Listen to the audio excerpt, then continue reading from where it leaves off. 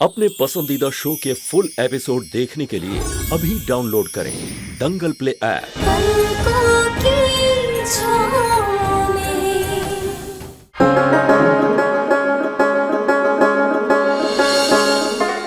बच्ची तुम्हारे पास रहेगी तो उसे कोई तकलीफ नहीं होगी, ये हम सब जानते हैं। सच में सुमन, तुमसे ज्यादा अच्छा इसका ख्याल कोई नहीं रख सकता।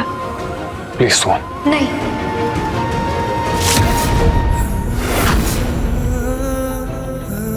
सुमन, जरा फिर से कहो तुमने क्या कहा? शायद मैंने गलत सुना। तुमने हाँ कहा ना? मिस्टर अंशुमन झा, आपने गलत नहीं सुना है। हमने ना ही कहा है।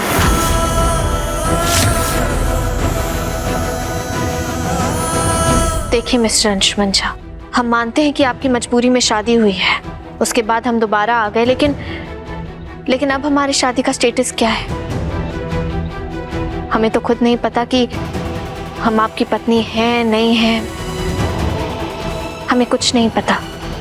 तो हम इस बेसिस पर आपकी पत्नी के रूप में इस बच्ची को अडॉप्ट नहीं कर सकते, ये गलत होगा। हाय रे विधाता, हाय रे विधाता।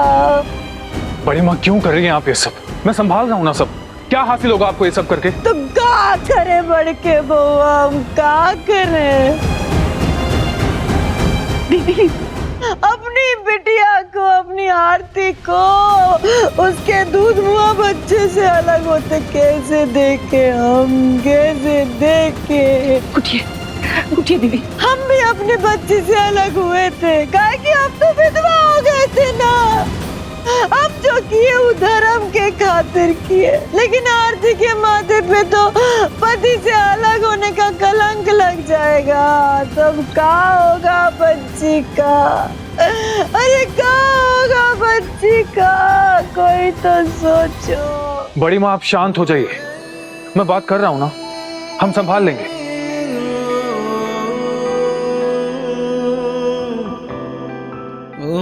ये तुम्हारा आखिरी फैसला है सुमन? हाँ मिस्टर अंशुमन झा, ये हमारा आखिरी फैसला है। तो मेरा भी आखिरी फैसला सुन लो सुमन उपाध्याय, मैं किसी भी हालत में इस नीच और घटिया इंसान के पास हमारी बच्ची नहीं जाने दूंगा। संभाल के अंशुमन झा।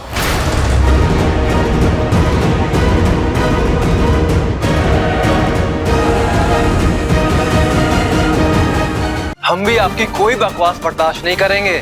वरना क्या करोगे तुम? फिर से गोली चलाओगे मुझ पर?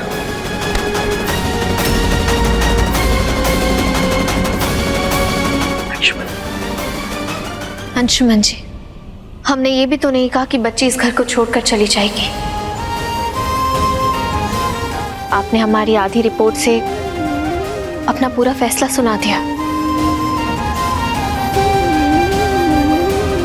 मैम, हमारी आगे की रिपोर्ट ये भी कहती है मिसेस आरती भारद्वाज खुद अपने परिवार के साथ इस बच्ची को पाल सकती है।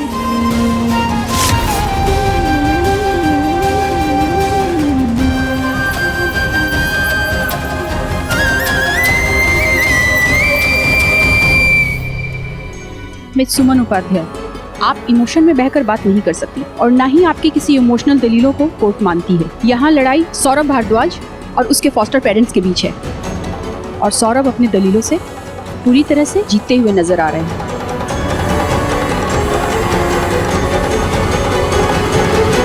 मैम देखिए, फॉस्टर पेरेंट्स इस बच्ची को इसलिए अडॉप्ट नहीं कर सकते क्योंकि उन्होंने लापरवाही दिखाई है, लेकिन इस वजह से हम बच्ची को असली माँ से दूर भी तो नहीं रख सकते ना। एक माँ कभी अनफिट नहीं होती, माँ तो माँ होती है, और एक माँ दिलो जान से अपनी बच्ची की परवरिश के लिए वो सारी परीक्षा देती हैं जो बाकी के लोग नहीं दे सकते। और हमें नहीं लगता कि इससे अच्छे परिवार में इस बच्ची की परवरिश हो सकती है, जहाँ हर बात पे न्याय करने वाली बड़ी माँ जैसी नानी हो, जहाँ अपनी पलकों की छांव में रखने वाली सुरभि माँ हो, I mean, छोटी नानी, पापा जैसे नाना हो, दादाजी जैसे बड़ नाना हो। इससे अच्छा परिवार कहाँ मिल सकता है? हमें नहीं लगता कि ये परिवार इस बच्ची की परवरिश में कोई भी कमी छोड़ेंगे। ये सब इमोशनल दलील है सुमन। हम मानते हैं कि ये सब इमोशनल दलील है। मैम, हम भी एक अनाथ थे, हमने कभी एक परिवार नहीं देखा था। इस परिवार ने हमें परिवार का अर्थ बताया, सबने गले लगाकर हमें अपना बना लिया। हाँ, हम मानते हैं कि ये एक इमोशनल दलील है, लेकिन हम लॉजिकली और प्रैक्टिकली भी बात कर रहे हैं। अगर इमोशंस, लॉजिक ये सब एक साथ हो जाए तो और अच्छी बात होती है ना मैम।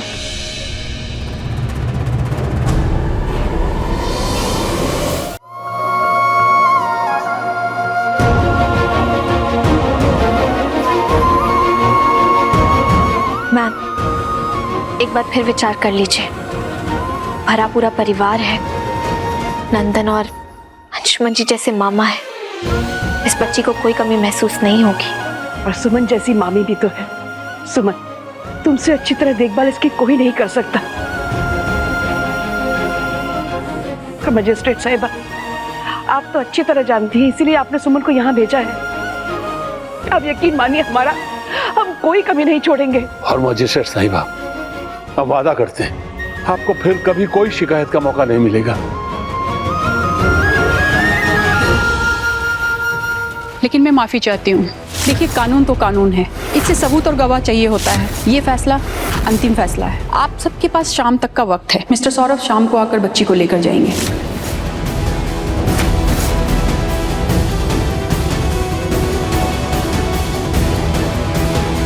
सुना आप लोगों ने? बच्ची को सभी जरूरी सामान के साथ तैयार रखिएगा आप लोग।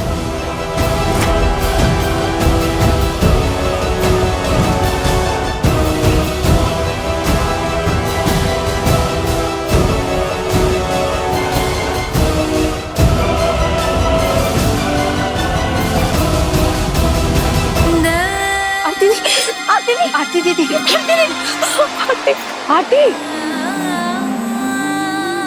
आरती दीदी, अगर आप भी ऐसे हार मान लेंगे तो हम ये लड़ाई कैसे जीतेंगे? हमें मिलकर ये लड़ाई जीतनी है और हम पर भरोसा रखिए, हम हर हाल में ये लड़ाई जीतेंगे।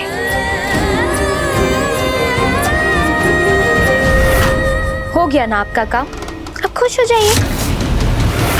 आपका बहुत बहुत धन्यवाद संध्या जी। आप जैसी देवी हमारी मदद कर रही है, हम आपका ये एहसान कभी नहीं भूलेंगे। Shut up. मैंने आपकी मदद की खुद को केयरलेस साबित करके। आपको कुछ पता भी है कि मैंने कितना बड़ा रिस्क लिया है? हमें बस इतना बता, क्या तुमने छोटी सुमन को ये कफ सिरप पिलाया? बच्ची को बुरी तरीके से कफ हो रहा था तो थोड़ा सा कफ सिरप पिला दिया ताकि वो बेटर फील कर सके। अब ये एहसान वहसान भूल जाइए। मैंने आपकी मदद की, आप मेरी मदद करिए, सिंपल। जी, किसी भी तरह सुमन को अंशुमन जी की जिंदगी से बाहर निकाल। हम तो मदद के लिए तैयार बैठे हैं। सही में आप ही हैं अंशुमन भैया की वाइफ बनने की असली हकदार। तो समझ लीजिए, मुझे वो हक पाना ही है।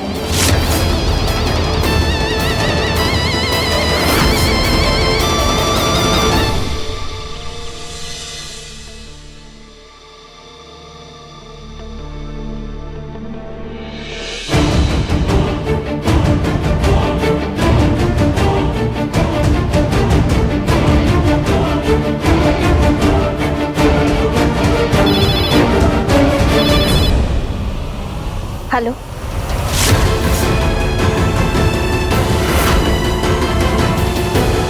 आप बिल्कुल भी चिंता मत कीजिए, हम मर जाएंगे लेकिन उस सौरभ को बच्ची नहीं ले जाने देंगे। हाँ, मत कीजिए आप चिंता। क्या हुआ सुमन? क्या हुआ अंशुमन को? सुरभि माँ, वो अंशुमन जी। राय बहादुर साहब। अरे इंस्पेक्टर साहब,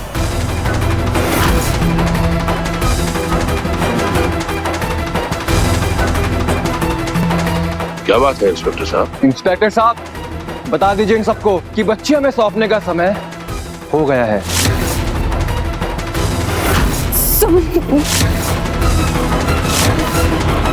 वहीं रुक जाइए, आगे बढ़ने की कोशिश मत कीजिएगा वरना अंजाम बहुत बुरा होगा। विश्व कल्याणकारिणी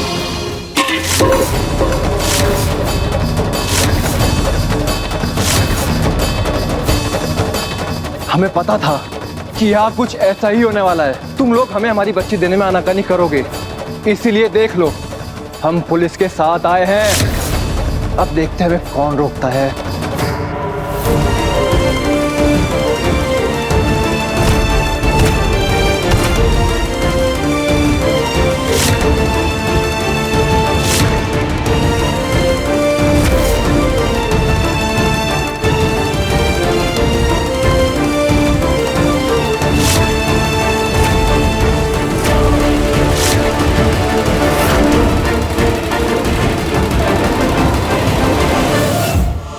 सौरभ बाबू, बच्ची तक पहुंचने से पहले तुम्हें हम सबसे पार पाना होगा। आज आगे कोई भी आए, हम रुकेंगे नहीं। चलिए हटिए। हिम्मत कैसे हुई दादाजी को? हिम्मत कैसे हुई? तो छोड़ूंगा ना मैं। नंदन रुको, छोड़िए हमारे बेटे को। नंदन रुको बेटा। हम कह रहे हैं छोड़िए इसे। इसे छोड़ो। चल, कानून को अपने हाथ में मत लो। सौरभ जी, पीछे रहिए और शांत रहिए। बच्ची को हम अपने तरीके से कस्टडी में लेंगे।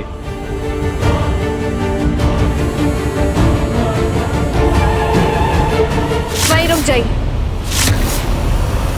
देखिए, हमें छूने की कोशिश भी मत कीजिएगा। आप अपने साथ लेडी कांस्टेबल नहीं लाए हैं, और बिना लेडी कांस्टेबल एक औरत को छूना कानूनी अपराध होता है, और इस रीजन की वजह से हम आप पर केस भी फाइल कर सकते हैं, समझे आप? तो प्लीज आप हिम्मत भी मत करना इस घर में किसी को भी छूने की।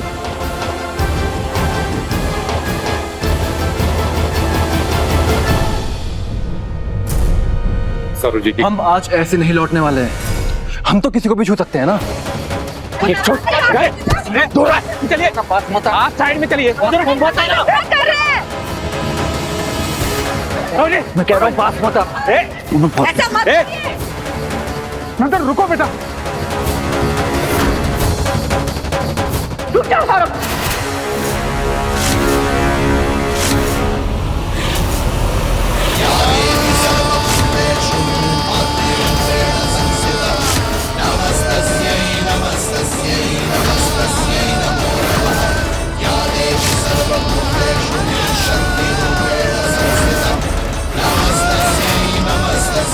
अब आगे बढ़, बढ़।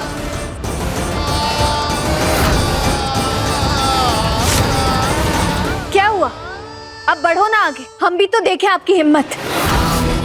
एक बात हमेशा याद रखिएगा, अगर कोई इंसान एक माँ से उसका बच्चा छीनने की कोशिश करता है तो वो माँ दुर्गा का रूप भी धारण कर लेती है।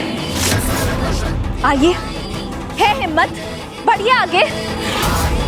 सुमन जी, आप कानून को ऐसे हाथ में नहीं ले सकती। ये रॉड नीचे रखिए। देखिए इंस्पेक्टर सर, हम अपनी जगह पे ही खड़े हैं, हम किसी पर हमला नहीं कर रहे, लेकिन हम इस आदमी को ये बच्चा नहीं सौंप सकते।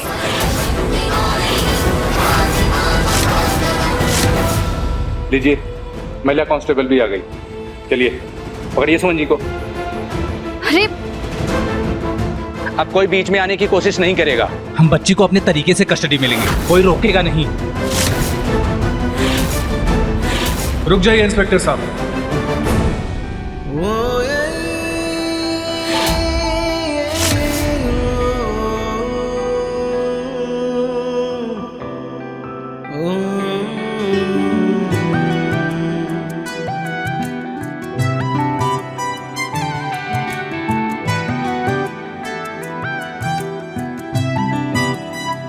इंस्पेक्टर, ऊपरी अदालत ने फैमिली कोर्ट के डिसीजन पे स्टे लगा दिया है। अब ये फैसला ऊपरी अदालत करेगी कि बच्ची की कस्टडी किसे दी जाएगी। ये रहा stay order. Sorry mister Saurabh, ये कोर्ट का आदेश है, अब हम कुछ नहीं कर सकते। अच्छा होगा कि अब हम चले जाएं यहाँ से। चाहे जितना भी कोर्ट के चक्कर लगा लो, बच्ची को हम लेकर ही जाएंगे, कोई रोक नहीं पाएगा। चलो।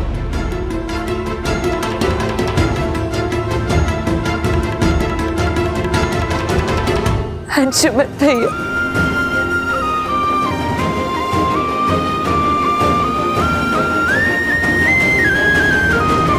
मैंने सुमन को पहले ही कॉल करके बता दिया था कि किसी भी हालत में सौरभ को रोक कर रखें। ताकि मैं स्टे ऑर्डर्स ले सकूं। स्टे ऑर्डर्स तो मिल गए हैं,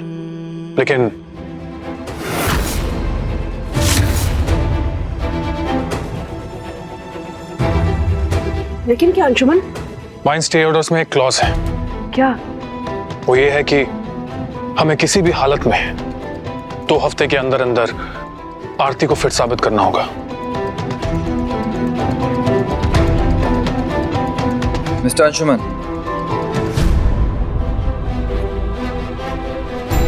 आप इसकी फिक्र मत कीजिए। आरती को 15 दिन के अंदर फिटनेस सर्टिफिकेट देने की जिम्मेदारी मेरी है। डॉक्टर राजीव, आप यहाँ? हाँ, वो आंचल ने मुझे सजेस्ट किया था डॉक्टर राजीव को कॉल करने के लिए, तो मैंने बुलाया था। अरे वाह आंचल,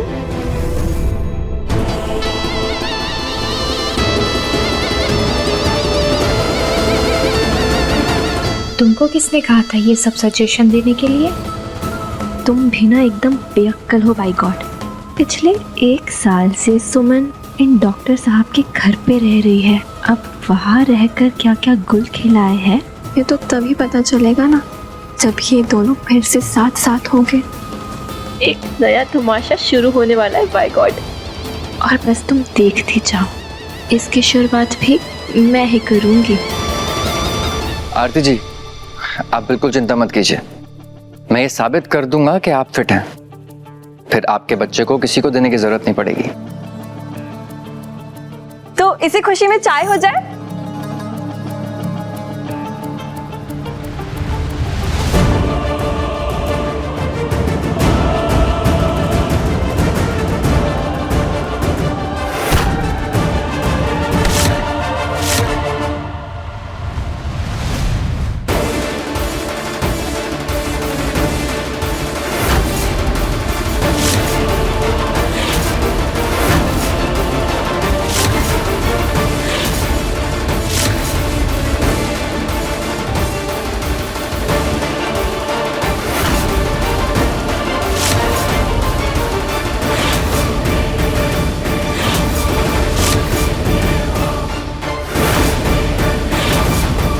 बहुत अच्छा दाव खेला है आंचल ने। 1 फूल 2 माली, बहुत मजा आने वाला है।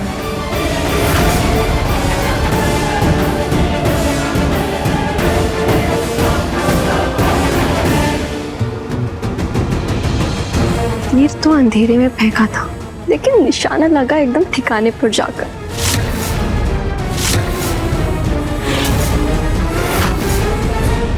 Thank you doctor.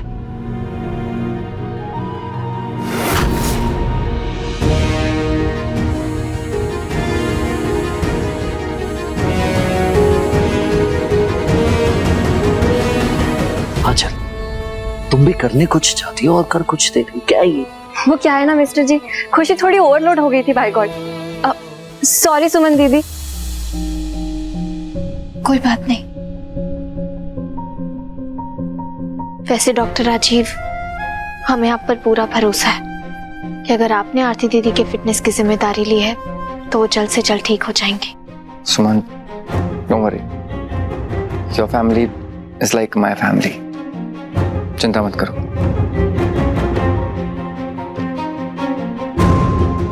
मुझे सबसे पहले आरती की मेडिकल रिपोर्ट दिखाओ। हाँ। डॉक्टर साहब चलिए ना, बैठते हैं, चाय पीते हैं और रिपोर्ट भी चेक कर लेते हैं। आइए। जी।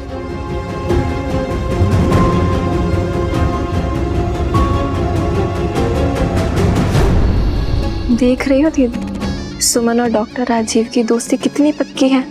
सुमन के नाम का एक फोन गया और डॉक्टर साहब भागे भागे घर चले आए। दोस्ती तो पक्की होगी ही ना आंचल। 1 साल साथ साथ रहे दोनों। साथ साथ नहीं, बेहोश थी सुमनिया। मामी, संध्या दीदी के कहने का ये मतलब है कि पिछले 1 साल से डॉक्टर राजीव सुमन दीदी के इतने करीब थे, तो हो सकता है कि उन्हें उनका चेहरा देखते देखते प्यार ही हो गया होगा बाय गॉड। अब सुमन दीदी है ही इतनी प्यारी, कोई भी उन पर लट्टू हो जाएगा।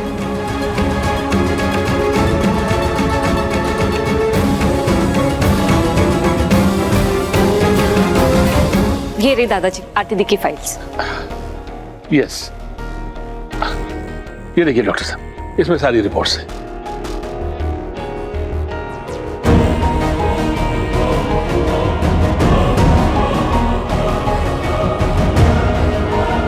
मैं आती हूँ।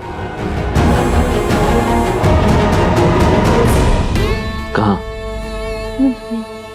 कुछ नहीं।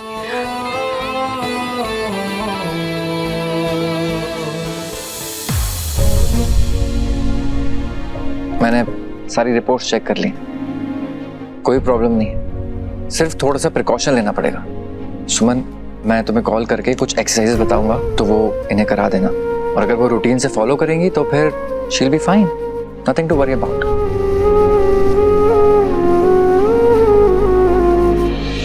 Doctor Rajeev, thank you so much. आप हमारी और हमारे परिवार की इतनी मदद कर रहे हैं। और आरती दीदी, अब आपको चिंता करने की कोई जरूरत नहीं है। अब आपके फिटनेस की जिम्मेदारी डॉक्टर राजीव ने ले ली है। अब आपको कुछ नहीं होगा, आप जल्दी से ठीक हो जाएंगी और फिर छोटी सुमन को हमसे कोई नहीं छीन पाएगा। राजीव जी, आपका बहुत बहुत धन्यवाद।